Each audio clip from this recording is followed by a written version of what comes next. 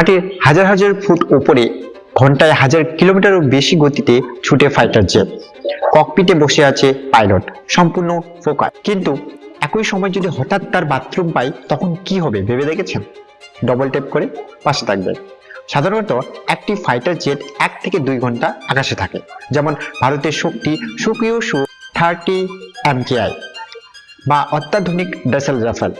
পাইলটদের এমন ট্রেনিং দেওয়া হয় আর ডায়েট এমনভাবে নিয়ন্ত্রণ করা হয় যাতে তারা দীর্ঘ সময় কন্ট্রোল রাখতে পারে। কিন্তু জরুরি পরিস্থিতিতে যে কোনো সময় হতে পারে। কিন্তু সেটার জন্য আগে ব্যবহার হতো পিডেল প্যাক, এক ধরনের বিশেষ ডিভাইস।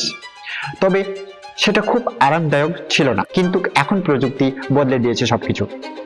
এখনকার অত্যাধুনিক ফাইটার শুটে রয়েছে built in waste management system, মানে পাইলটদের আকাশে উঠতে উঠতে স্বাভাবিকভাবে হালকা হতে পারে আর তার পুরো মনোযোগ থাকে শুধুমাত্র মিশনে।